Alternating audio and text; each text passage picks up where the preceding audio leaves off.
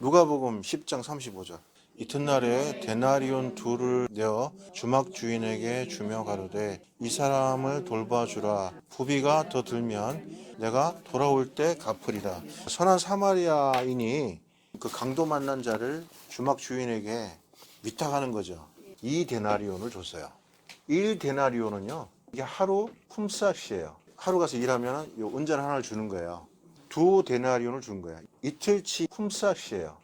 이틀치 임금을 주고 내가 돌아올 때 더 들면 갚겠다고 말씀하시잖아요. 학자들이 이 말을 근거로 해서 주님은 가시고 난 다음부터 2000년 이후에 정확하게 오신다는 거예요. 이 말을 근거로 해서. 주님은 AD 30년에 가셨잖아요. 2000년 후에 주님이 정확하게 오신다는 거예요. 호세 6장 2절. 여호와께서 이틀 후에 우리를 살리시며 제3일에 우리를 일으키시니 우리가 그 앞에 살리라.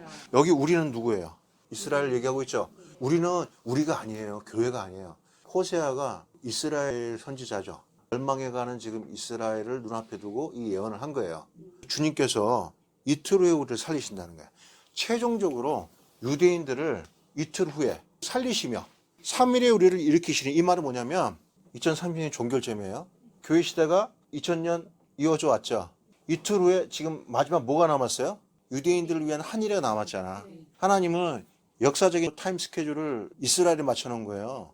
그러니까 다니엘을 70일에 맞춰놓은 거예요. 그 70일에서 여기까지 69일을 다 써버린 거야. 70일에서 빼기 하면 몇 일이가 나와요? 한 일에는 7년이죠. 일주일은 7일이잖아.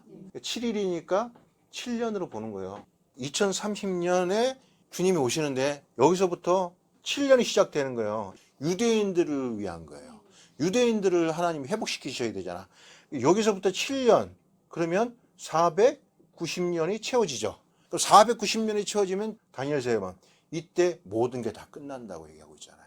모든 게 다 끝난다고. 인류 역사가 490년이 되면 모든 것이 다 끝나는데 이때가 언제냐? 이때가 바로 2030년 플러스 7년. 2037년이나 36년에 모든 인류가 끝나고 여기서부터는 천년왕국이 시작되죠.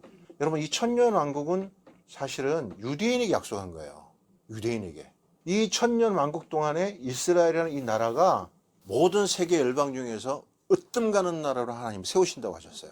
지금 유대인들은 뭘 기다려요? 이 날을 기다리고 있는 거예요. 이 날. 하나님이 약속하신 자기 민족과 자기 나라를 모든 세계에서 으뜸되는 나라로 세워주신다고 하는 이 천년왕국을 지금 유대인들이 기다리고 있는 거예요. 지금 여기 호세아서 보면은 제3일에 우리를 일으키시리니, 3일째 되는 날 일어나는 거예요. 3일째. 여기 교회 시대부터 여기까지는 이틀이죠. 천년을 하루처럼, 하루를 천년처럼 여기시니까 교회 시대가 2000년이죠. 이틀 후에는 우리를 살리시면, 이틀 후에는 7년 대환란 시작되면서 유대인들이 다 회복되어지는 거야. 그러니까 이틀 후에는 우리를 살리시며 1000년 동안 우뚝 세워주신다. 그 얘기를 호세아를 통해서 얘기하고 있는 거예요. 요한복음 2장 19절. 예수님께서 대답하여 가르사대 너희가 이 성전을 헐라 내가 사흘 동안에 일으키리라. 유대인들이 가로되 이 성전은 46년 동안 지었거늘 내가 3일에 일으키겠느냐 하더라. 이 사건은 예수님이 공생의 기간 중에 6월절이 되는 때마다 예수님은 예루살렘으로 올라가셨어요. 그때 이 사건은 공생을 시작한 첫 해에 예루살렘으로 6월절 지키러 올라갔을 때의 사건이에요. 그때 예수님께서 유대인들에게 이렇게 말씀하셨어요. 눈에 보이는 이 성전을 헐어라.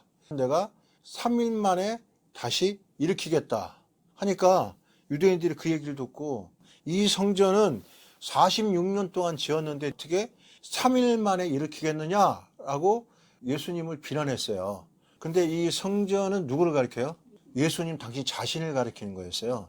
유대인들이 46년 동안 그 성전을 지었다고 해요. 자, 그럼 46년 동안 지었으면 시작점이 있을 거 아니에요. 자, 이 성전이 언제 지어졌느냐? 역사적으로 이 성전은 헤롯 대왕이 BC 20년에 리모델링을 시작한 거예요. 증축을 한 거예요.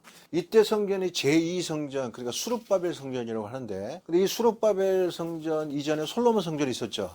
솔로몬 성전에 비해서 너무나 형편없는 거야, 이 수룹바벨 성전이. 그래서 헤롯이 유대인들의 환심을 얻기 위하여 제2성전, 그러니까 수룹바벨 성전을 솔로몬 성전보다도 더 크고 웅장하게 증축을 시작한 거예요. 그때가 BC 20년에 시작을 한 거예요. 그러면 성전 지은 요때로부터 46년이 걸렸다는 거 아니에요. 요 BC 20년부터 짓기 시작했으니까 언제가 나와요? AD 26년이 나오잖아. AD 26년에 예수님은 이미 활동하고 계셨다는 거예요. 그러면 누가복음 3장 1절 티베리오 가이사가 위에 있은 지 15해에 거기까지 로마 티베리우스 황제를 얘기하는 거예요. 1대 황제가 아우구스티누스였어요. 2대 황제가 티베리우스 황제였거든요. 티베리우스 황제가 재위한 지 15년 해에 침례 요한이 나타나는 거예요. 침례 요한은 예수님보다 6개월 먼저 태어나서 예수님보다 6개월 먼저 사역을 시작한 거예요. 이 침례 요한이 사역을 시작하면서 백성들에게 침례를 줬잖아요. 그때 예수님이 백성들과 같이 침례를 받으셨어요. 그 침례 받으신 해가 티베리우스가 왕이 된 지 15년 해가 AD 27년이에요. 제가 아까 뭐라 그랬어요? 1년 차이는 문제가 안 된다. 왜냐하면 유대력으로 계산하면 26년이 될 수도 있고 27년이 될 수도 있고, 그래서 우리가 잘 계산을 하지 못하니까 26, 27, 1년 플러스 마이너스는 별로 문제가 안 된다는 거예요. 이 티베리우스 황제는요, 공식적으로 황제로 즉위한 것을 계산하면요, 티베리우스 15년째 재위 기간이 AD 29에 30년이 나와. 그럼 이게 안 맞잖아. 이 성경에서 누가는 어떤 방식으로 계산했냐면 황제 즉위년을 계산한 게 아니야. 아우구스티누스 황제가 죽기 전에 티베리우스와 같이 공동 통치한 게 11년부터 공동 통치한 걸로 봐요. AD 11년 플러스 15년을 담을, 그럼 정확하게 26이 맞죠? 계산 방식이 티베리우스가 공동 통치한 걸로 보게 되면 계산이 딱 맞는 거야. AD 26에서 27년이 예수님이 침례를 받고 공생애를 시작한 그 나이가 AD 26에서 27년 사이라는 거야. 정확하게 나오죠? 누가복음 3장 23절 보세요. 예수께서 가르치심을 시작하실 때가 10세쯤 되니라. 예수님께서 10세에 공생을 시작하셨다는 거 아니에요. 그러면 예수님의 출생 BC 4년 이전에 태어나신 거예요. 예수님은. 요 BC 4년은 역사적으로 헤롯이 죽은 해예요. BC 4년에 헤롯이 죽었으니까 그 전에 태어나신 거야. 헤롯이 BC 4년에 죽었다고 하니까 한 BC 5년쯤에서 계산하는 거예요. 침례받은 게 AD 26년에서 27년 사이가 예수님 나이가 30세가 되었을 때예요. BC 5년. 그러면 몇 살이에요? 30세 되는 거예요. 정확해야 안 정확해요? 정확한 거예요. 그러니까 예수님이 공생애를 시작한 요 날을 왜 우리가 알아야 되냐면, 요 날을 알고 있어야지 교회 시대가 언제 시작된다는 걸 알기 때문에. 예수님이 몇 살에 돌아가셨냐고. 33년 반에 돌아가셨잖아. AD 30년이 나오잖아. 예수님이 언제 죽으셨어? AD 30년에 돌아가신 거야. 성령님이 내려오시죠. 그때부터 교회 시대가 시작된 거야. 사도행전 1장 8절. 이 말씀을 마치고 저희 보는 데서 올리워 가시니 구름이 저를 가려 보이지 않게 하더라. 올라가실 때에 제자들이 자세히 하늘을 쳐다보고 있는데 흰옷을 입은 두 사람이, 두 천사예요. 저희 곁에 서서 이르되 가로되 갈릴리 사람들아 어찌하여 하늘을 쳐다보느냐. 너희 가운데 하늘로 올리우신 이 예수는 하늘로 가심을 본 그대로 다시 오신다는 거예요. 너희들이 지금 눈으로 본 그대로 다시 오시는데, 이때 올라가신 때가 AD 30년인데 올라가신 날로부터 열흘째 되는 날 하늘에서 성령이 내려오시는 거예요. 그래서 교회 시대가 시작된 거예요. 자, 그럼 교회 시대가 시작된 연도가 언제예요? AD 30년이네. AD 30년부터 2000년을 계산하면 2030년이 나오는 거예요. 2030년 되기 전에 주님이 오시는 거예요. 다시 오시는데 공중으로 오시는 거예요. 우리 신랑 되신 예수님이 공중으로 오시면 신부된 교회는 공중으로 들려 올라가는 거예요. 그 공중에서 주님을 만나는 거예요. 그래서 2030년이 굉장히 중요한 해라고요. 이제 얼마 안 남았죠. 또 예수님께서 무화과 나무로 직접 말씀하신 비유가 있어요. 무화과 나무 비유를 말씀하시면서 마태복음 24장 32절. 무화과 나무의 비유를 배우라. 그 가지가 연하해지고 잎사귀를 내면 여름이 가까운 줄 아나니, 이와 같이 너희도 이 모든 일을 보거든 인자가 가까이 곧 문 앞에 이른 줄 알라. 내가 진실로 너희에게 말하노니 이 세대가 지나가기 전에 이 일이 다 이루리라. 주님께서 그 종말론을 제자들에게 가르치시면서 이제 끝에 가서 무화과 나무 비유를 말씀하셨는데, 그게 뭐냐면 무화과 나무는 이스라엘을 상징해요. 이 이스라엘이 그동안 죽었다가 다시 이제 잎사귀가 연해지는 거예요. 그러면 죽었던 이스라엘이 다시 살리심을 받는 거예요. 호세아서 배웠죠? 이틀 후에 우리를 살리시며 3일째 우리를 일으키신다. 이 무화과나무가 잎사귀를 내면 인자가 바로 문 앞에 서 있는 줄 알아라. 이스라엘이 나라를 잃어버리고 2000년 동안 나라가 없었어. 죽은 거야. 죽은 이스라엘이 8년도 5월달에 독립을 하는 거야. 기적적으로. 2000년 만에. 죽었던 무화과나무가 잎사귀를 내는 거야. 연해지는 거야. 이 사건을 가리켜서 말씀하신 거예요. 34절. 내가 진실로 너에게 말하노니 이 세대가 지나가기 전에, 주님이 지금 앞서서 24장 1절부터 32절까지 하신 이 모든 것이 다 이 세대가 다 지나가기 전에 이루어진다고 말했잖아요. 여기서 한 세대를 플러스하면 되는 거야. 한 세대. 그럼 성경에서는 한 세대를 어떤 때는 100년으로 봐요. 또 모세가 시편에서 말할 때는 한 세대를 80년으로 봤어요. 그래서 한 세대를 10으로 볼 수도 있고 100으로 볼 수도 있어요. 그럼 여기 대입해보면 돼. 80을 플러스 해보면 언제야? 2028년이 나오잖아. 자, 플러스 100년을 해봐. 왜냐하면 세대를 100년으로도 계산하고 80년으로 계산하니까 100년을 계산하면 언제야? 48년이야. 그럼 우리가 수치적으로 한 세대를 80년을 적용시키는 게 맞겠지. 현실적으로.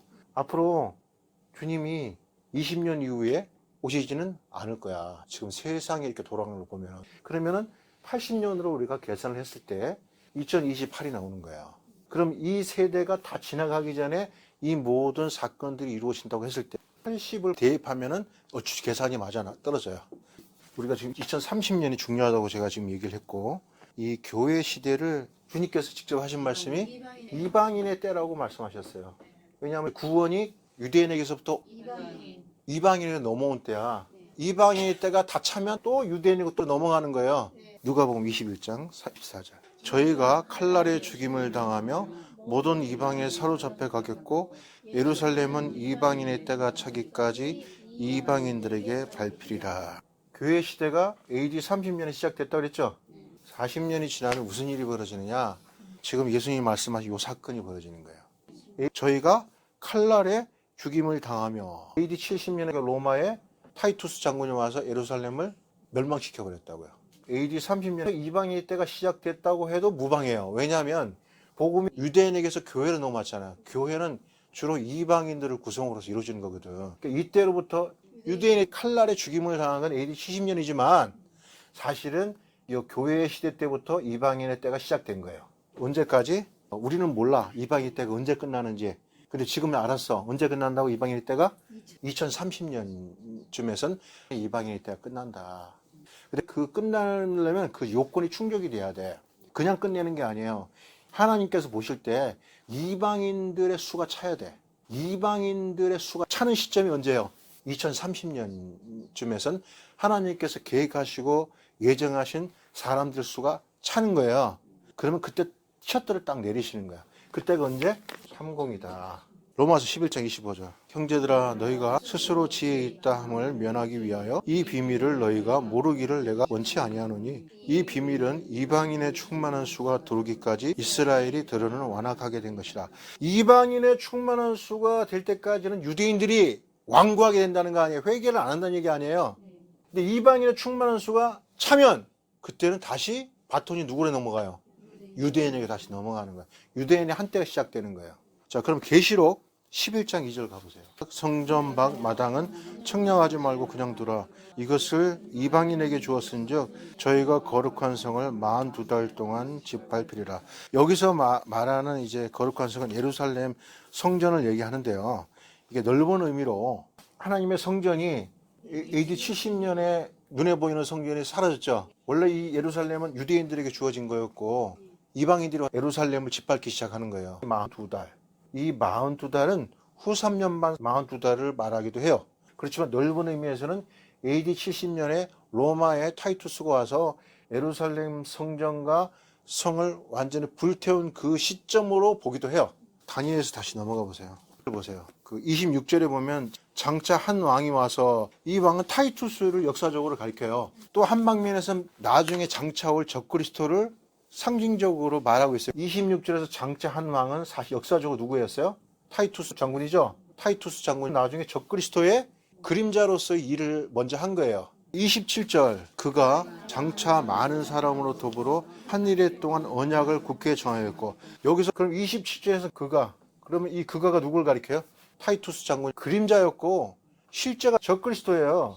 적그리스도를 상징하는 거예요. 왜냐하면 티투스는 평화조약을 체결한 적이 없어요. 티투스는 장차 오는 왕 그가 평화조약을 맺는다는 거예요. 평화조약을. 티투스는 그런 일을 한 적이 없죠. 장로교에서는 그래서 27절에서 말하는 그를 티투스라고 얘기하는 거예요. 티투스가 아니에요. 티투스는 언약을 맺은 적이 없어. 27절, 그가 장차 많은 사람으로 더불어 한 이래 동안 언약을 굳게 정하겠고. 자, 이 사람이 누군지 모르지만 이 사람이 적그리스도인데 한 이래 동안, 아까 유대인에게 남은 이 한 이래 동안 7년 동안 언약을 맺는다는 거예요. 평화조약을 맺겠다는 거예요. 굳게 언약을 정하고 그가 그 일의 절반에 제사와 예물을 금지할 것이며. 적그리스도가 7년의 평화조약을 맺는데, 자, 유대인이 남은 기간이 7년이라고 그랬잖아요. 3년 반이 지나니까 이제부터 제사 드릴 수 없어. 내가 하나님이야. 이 적그리스도가 하나님 성전에 앉아서 자기를 하나님이라고 칭한다는 거예요. 저 팔레스타인이 하얗고잖아. 내 전쟁이 있잖아.